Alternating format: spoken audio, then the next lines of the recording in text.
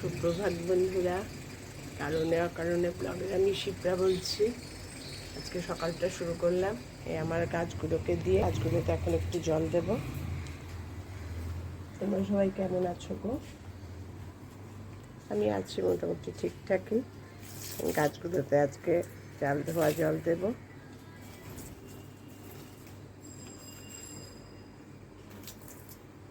আমার বেল ফুলের গাছটা না বড্ড মানে ছড়িয়ে যাচ্ছে চারদিকে, মানে থোকা টাইপের না,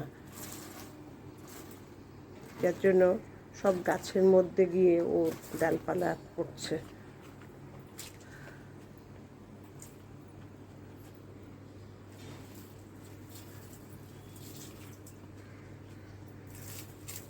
আজ 3 দিন পর ঝুম্পা ছুটিতে ছিল, ওর মাসের ছুটি যেহেতু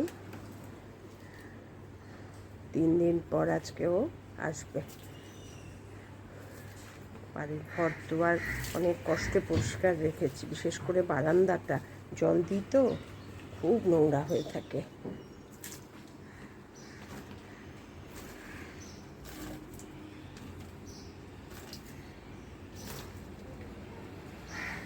চলে আসলাম পুবের বারান্দায় বাদ বাকি গাছগুলোকে জল দিতে। গাছটা দেখো কত লম্বা হয়েছে, ঢের লম্বা। পাতাগুলো বেশ ভালোই হয়েছে, ছড়ানো ছিটানো যেরম পাতা হয়, যেরম কিনেছিলাম সেরমই আছে। এটা আমার ফার্স্ট গাছ ছিল, অ্যাংলোনিয়ামটা ঠিকঠাকই আছে। এই গাছটাও ঠিকঠাকই আছে, এটার নাম ভুলে গেছি। এখন গাছে না বেশি গোড়ায় জল দিই না, পাতাতেই ম্যাক্সিমাম জলটা দিই। পাতা থেকে যে ঝুপঝুপ করে জলগুলো পড়ে দেখতে এত ভাল লাগে না, গোড়াতে অল্প দিই।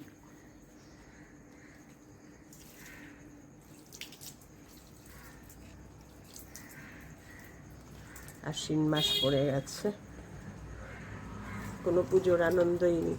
আজকে বাবানকে সকালবেলায় নিতে গিয়ে মেয়ে বলছে, মা পুজোর আর এতদিন বাকি। আমি বললাম তাই? অথচ আমিই লাফাই, আমারই আর এবার কোনো কথা নেই।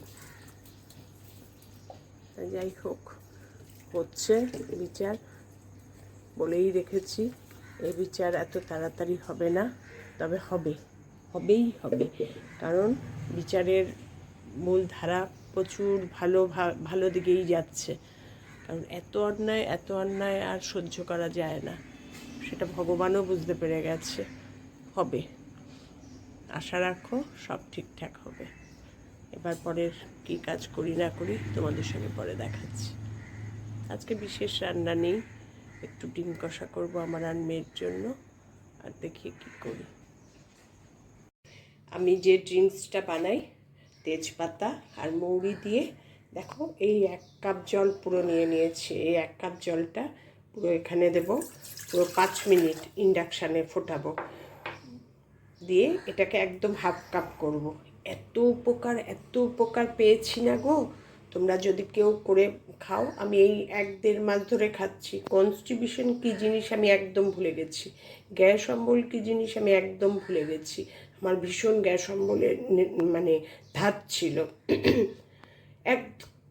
একদম আমি ফিট। তাই আমি কীভাবে করছি তোমাদের দেখাচ্ছি। দেখো, এই হাঁড়ির মধ্যে একটা তেজপাতাকে টুকরো টুকরো করে দেব, একটাই তেজপাতা দেবো, বেশি না, টুকরো টুকরো করে দিয়ে, আর দেব 1 চামচের মতো মৌরি। এই দেখো, এই মৌরি 1 চামচ একটুখানি দেব মৌরি। এটা দিয়ে ইন্ডাকশানে বসিয়ে 5 মিনিট ফুটবে, ফুটলে একদম 1/2 কাপ জল হয়ে যায়।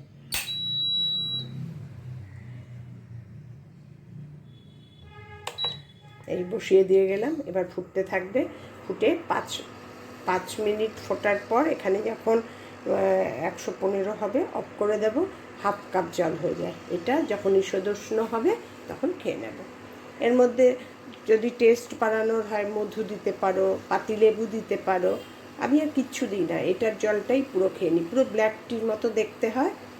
খুব উপকার পেয়েছি। পারলে তোমরা এটা বানিয়ে খেও এভরি মর্নিংয়ে। খালি পেটে। তারপরে তার 10-15 মিনিট পর তুমি যা খাবার খাবে। তাই আমি আজকে তোমাদের ক্লিয়ার দেখিয়ে দিলাম। গাছে জল দিয়েই আমি এটা বানাতে চলে আসি, বানাতে বসিয়ে দিয়ে আমি এবার ড্রেস চেঞ্জ করি, হয়ে যায়, একটু টাইম লাগে বলে। তোমাদের দেখিয়েছিলাম না 1 কাপ থেকে, এই দেখো 1/2 কাপ পুরো, আর পুরো দেখেছো গ্রিন টি টাইপের দেখতে হয়েছে। এটা এবার শুধু শুধু খেয়ে নেবো, ঈষদুষ্ণ, খুব গরম না, আবার একদম ঠান্ডা হলে তো ভালোই লাগে না।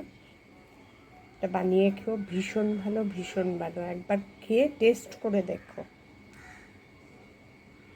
রান্নাঘরে চলে আসলাম, মেনুটা একটু চেঞ্জ হয়েছে, ডিম কষা আর করবো না, বাঁধাকপি করব ডিম দিয়ে। ডিম সেদ্ধ করে রেখেছি, কিভাবে করছি দেখো।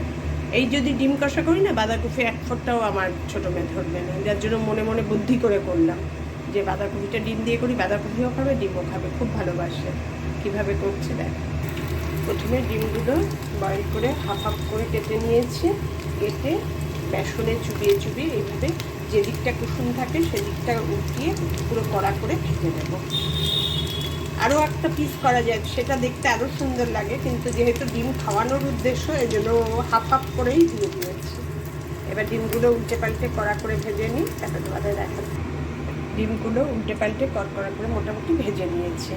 এবার এর মধ্যে ফোড়নে দেব হচ্ছে গরম মশলা, এলাচ, দারচিনি, আর কিছু না, লবঙ্গ আর দেবো না। মেন উদ্দেশ্য হচ্ছে দারচিনিটাই দেওয়া। আর ফোড়নে দেব হচ্ছে পেঁয়াজ। এখানে জিরা টিরা আর কিছু দেবো না, ফোড়নে দেবো পেঁয়াজ, যেহেতু ডিম দিয়ে করছি। একটা পেঁয়াজ কেটে রেখেছি, পেঁয়াজগুলো একটু ভাজা ভাজা হোক।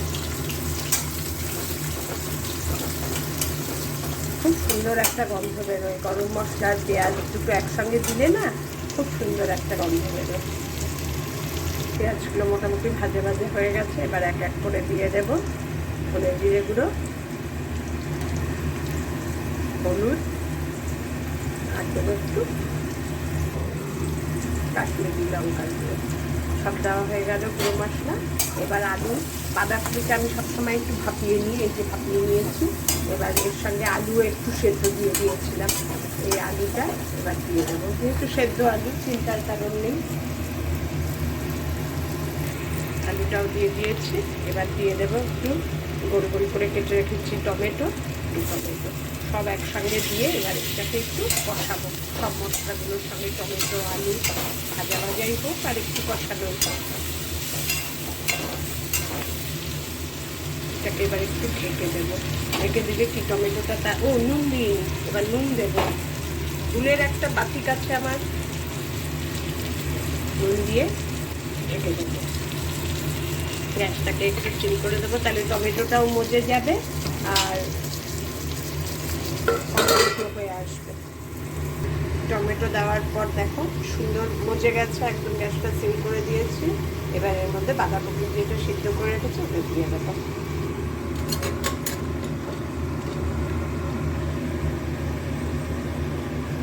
অল্পই একটু বাঁধাকপি ছিল, রাখবে, এটাই করে ফেললাম ডিম দিয়ে। ডিমও খাওয়া হবে, বাঁধাকপিও খাওয়া হবে।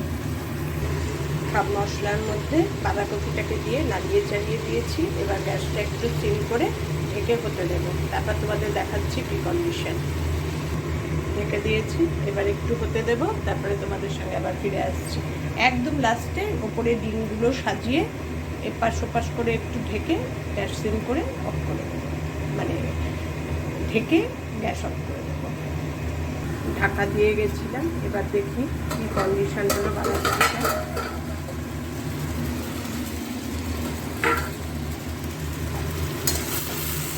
কি সুন্দর মজে, একবারে কি সুন্দর গন্ধ বেরিয়েছে।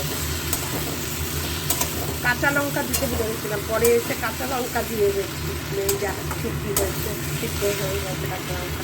এবার ওপর ওপর ডিম যেগুলো ভেজে রেখেছি সেগুলো ওপর ওপর দিয়ে দেবো, দিয়ে এপাশ ওপাশ করে একটু ঢেকে দেবো, দিয়ে ঢেকে গ্যাসটা অফ করে দেবো। ডিমের একটা যে সুন্দর গন্ধ,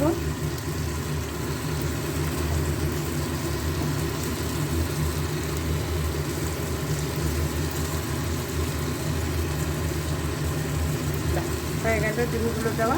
এবার ডিমগুলো দেওয়ার পর একটু ওপরে বাঁধাকপিগুলো ঢেকে ঢেকে দেবো, বাঁধাকপি দিয়ে দিয়ে। তাহলে কি ওই ভাতটা লাগবে, গন্ধটা পুরো দমে যাবে এর জন্য। এইভাবে বেশি নাড়ানোর দরকার নেই, নাড়ালে ওই ইগুলো বেরিয়ে বেরিয়ে যাবে, কুসুমগুলো।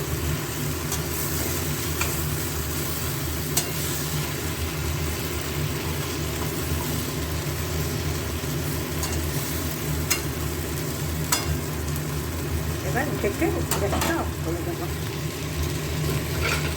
হয়ে গেল আমার ডিম দিয়ে বাঁধাকপি। এরকম বুদ্ধি বলো, ডিমটাও খাওয়া হলো, বাঁধাকপিও খাওয়া হলো। তোমরা এইভাবে রান্না করো ডিম দিয়ে বাঁধাকপি, দারুণ লাগে। আজকে ভিডিওটা তাহলে এখানেই শেষ করলাম। আমার ভিডিও ভালো লাগলে লাইক কমেন্ট শেয়ার করে দিও, আমার চ্যানেলটা সাবস্ক্রাইব করে নিও। তোমরা সবাই ভালো থেকো, সুস্থ থেকো, সাবধানে থেকো। আবার দেখা হবে নতুন একটা দিন নতুন ভিডিওর সঙ্গে। এরকম অনেক অনেক নতুন নতুন রান্না করে দেখাবো তোমাদের। টাটা।